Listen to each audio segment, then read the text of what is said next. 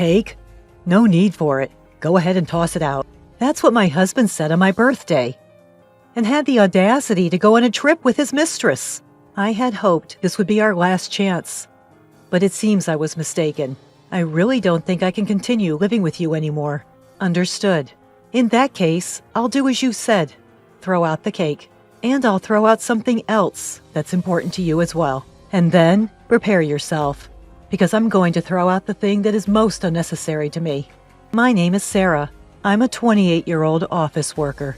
My husband Bob also works in an office, although it's a different company. We don't have any children. Bob and I met a year ago. It was at a party held by a senior colleague from work. I'm rather plain, a bit overweight, introverted, and gloomy.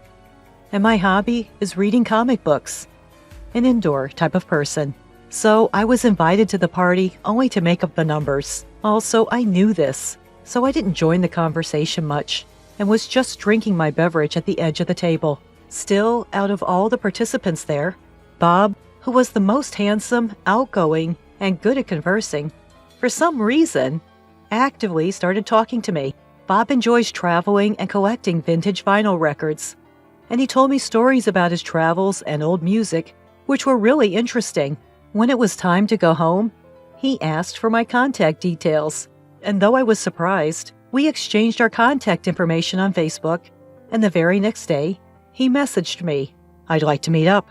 Just the two of us next time." I was so surprised that at first, I wondered if this was some kind of punishment game, or if he was going to try to sell me something. But I was happy, so I agreed, and we had a meal together on a later date. After that, he frequently asked me out, and after a few dates, he confessed his feelings for me. I had never had a boyfriend in my life before, so I was overjoyed at my first ever confession and accepted it. And then, about 3 months after we started dating, he proposed, and we got married. I thought it was like a dream that someone as ordinary and boring as me could marry such a wonderful person, and I believed that a happy life was about to start. But as soon as we got married, Bob's attitude completely changed. When we were dating, he was very kind. But once we got married, he started pushing all the household chores on me and would just laze around watching TV or listening to records in his room when he got back from work. I don't know if it's because the volume of the records is loud, but when I call out, "Dinner's ready," he doesn't seem to hear me and often doesn't come right away, which irritates me. On his days off, he leaves me alone and goes out to play, saying he has plans with friends or colleagues from work. When I say, "Please help me with the household chores a little," he replies, "I'm working, you know." When I tell him I'm working too, "I'd appreciate it if you could at least help with the household chores on your days off," he says, "I'm busy even on my days off because I have to hang out with my friends, unlike you, who don't have many friends because you're so gloomy." Ain't that last remark just awful? Sure, I'm not exactly Miss Social Butterfly due to my personality. I get it, but to say such things to my face? That's just plain rude, ain't it? That was what I thought, but I didn't want to start a fight, so I kept it to myself. Gradually, Bob started nitpicking about the way I cook and clean, and before long, he started hurling insults like, "You should be grateful that a great guy like me even bothered to marry a plain and overweight woman like you." I thought a real gentleman wouldn't say such things to his wife and would also help with housework. In fact, if he's got issues with the way I clean, I wish he'd at least clean his own room. The only thing he takes care of is his record collection. Also, I love reading comic books, and I've collected quite a few over the years. But one day, I found that all the comic books I had in my room had vanished. I asked Bob, suspecting the worst, and he said, "Oh, those? They were in the way, so I threw them out." I can't believe it. Those were important to me. Some of them were even out of print, hard to get. I protested, but he just said, "Well, your comic books were starting to overflow from your room into the living room. Besides, you should outgrow this childish hobby of reading comic books." How dare he criticize my hobbies? Not to mention, throwing away my stuff without even asking me? Unforgivable. If he's going to be this awful and verbally abusive, why did he even marry me? Probably Bob just wanted a free housekeeper, I guess. And when he met me at a party and saw that I was quiet and submissive, He must have thought I was an easy target. Realizing this, I've spent many nights crying in bed. It's manageable now. But if we were to have kids, I shudder to think what the future might hold. One day, a friend told me she saw Bob walking arm in arm with a woman who wasn't me in the hotel district. Just yesterday, he said he was going out to meet a friend. I was under the impression that this friend was a man. What does it mean he was meeting a woman? Could he be cheating? With these suspicions, I hired a private investigator. As expected, it turned out that Bob was cheating on me. The other woman was a junior colleague from his office, a woman named Susan. He had been cheating on me since we got married. Whenever he said he was going out to meet friends or colleagues, it was mostly dates with Susan. How dare he dump all the housework on me and then play around? I'm going to divorce him, I thought, and even consulted a lawyer. But even so, I couldn't completely hate Bob, who allowed even a plain and boring woman like me to dream a little about marriage. So I decided to make one last bet. This coming Saturday is my birthday. If Bob would celebrate the day with me, I thought I would hold off on the divorce. At dinner, I said to Bob, "Bob, do you remember what's coming up this Saturday?" "Huh? Saturday? Is there something special going on?" I was a little shocked to realize that he had completely forgotten. At this point, my hopes were dashed again, but I continued the conversation. "It's my birthday." "Oh, yeah, now that you mention it. Well, it falls on a day off this year, so I was thinking of getting a cake and having it together." "Ah, you promise, right?" "Absolutely do not make any other plans, okay?" With a somewhat praying feeling, Sarah said this to Bob, who seemed reluctant. And then it was the Friday before her birthday. During dinner, Bob said, "I have a business trip tomorrow." "What? Tomorrow is my birthday, and we promised to eat cake together. I've already made a reservation." When I said that, he said, "Well, it's work. I can't help it. Show some understanding for your husband's work. Anyway, I'm going on a business trip tomorrow. It's for 2 days and 1 night, so I'll be back on Sunday evening.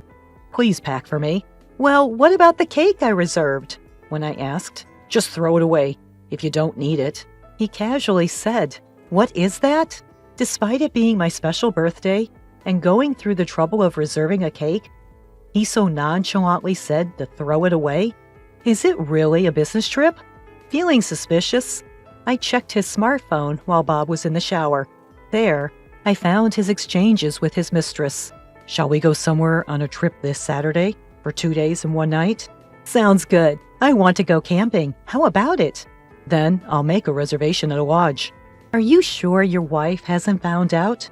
Are you okay?" "I'm okay. She's oblivious. Actually, this Saturday is Sarah's birthday. She said let's celebrate together, but it's a hassle. I don't want her to start demanding gifts and stuff, so I thought I'd go on a trip with you." "Wow, that's terrible. Your wife must be so sad." I almost cried from the shock, but somehow managed to hold back and took a screenshot of their conversation on my smartphone. I didn't particularly want gifts or anything.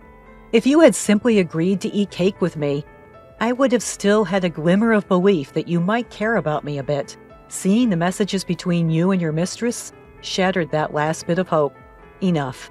I'm done with it. Then, on my birthday, Bob so audaciously demanding at the front door, "Well, I'm heading out. While I'm on a business trip, clean my room for me." "Okay. By the way, I'm going to pick up the cake we reserved today.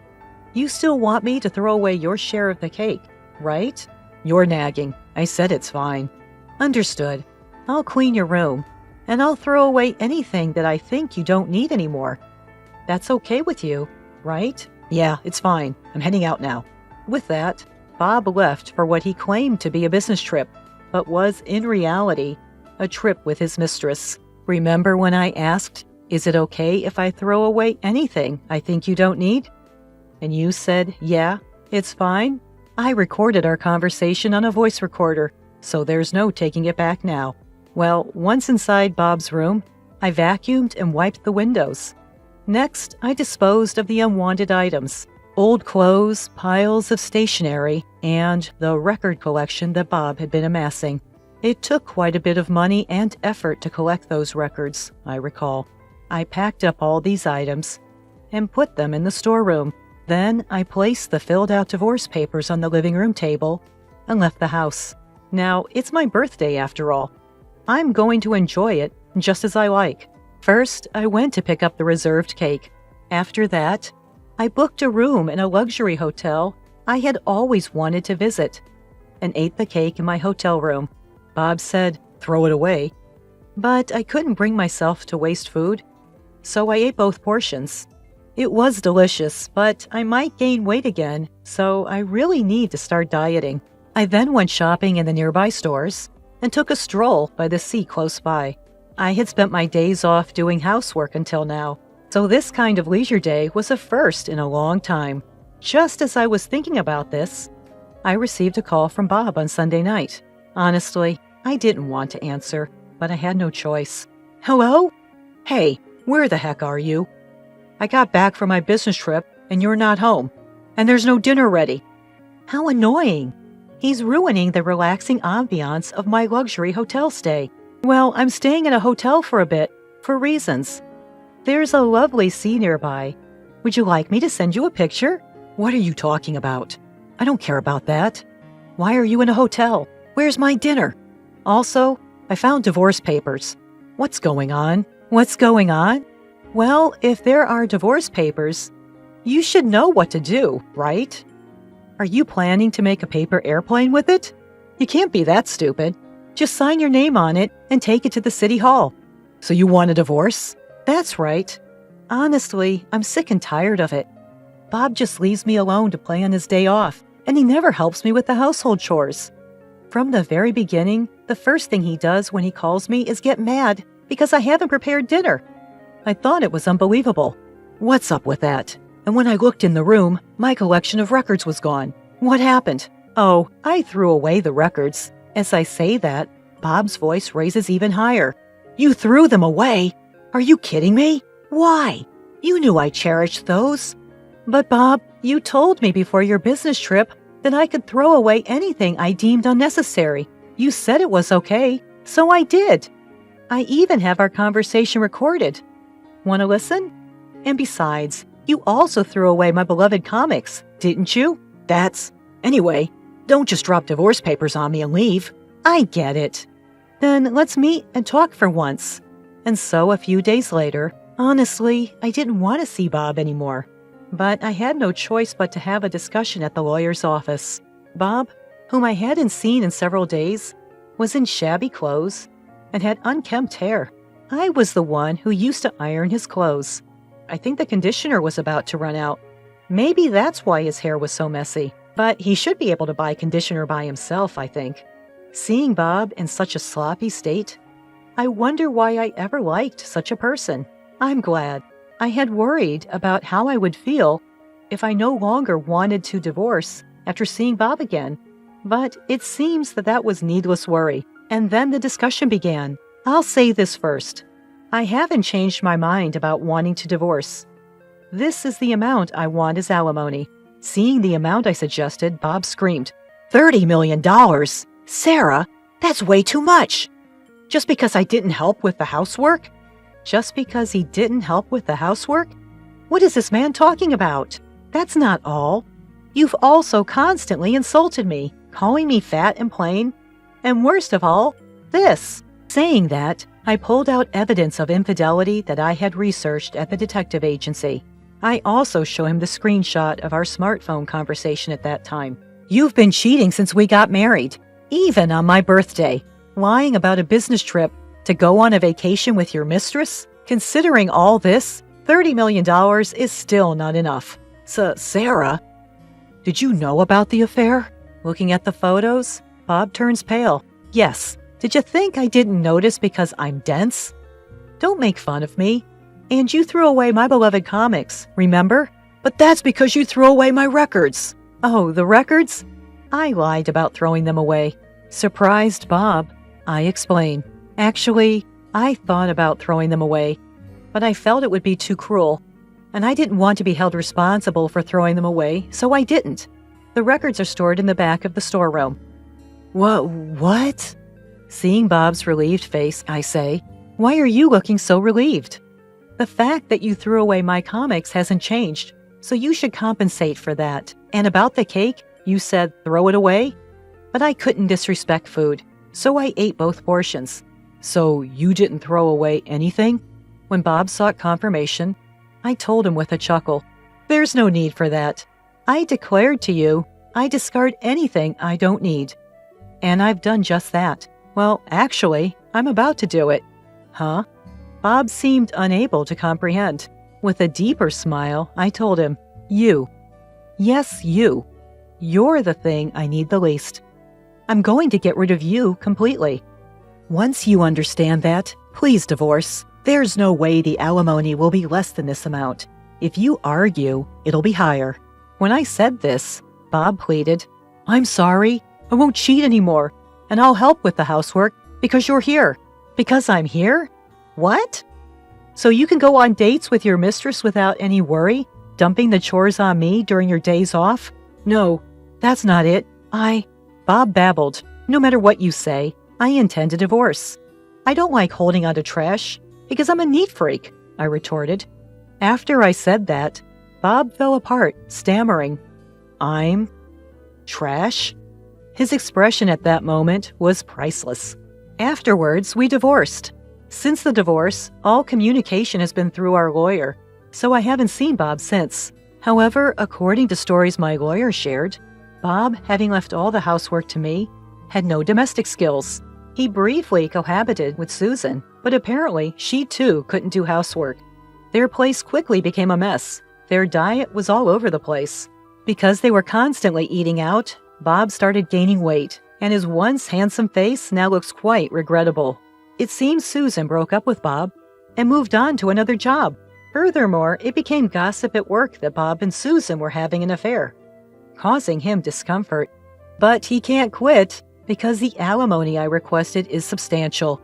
I've switched jobs and moved, and now I'm enjoying living alone. I'm not run ragged by housework like before. No one gives me a hard time, and I'm happy. Plus, maybe because I'm not stressed anymore, my face is brighter, and I've been told I look a little thinner. If I continue to lose weight, even though I don't plan to see him again, I might make Bob regret even more.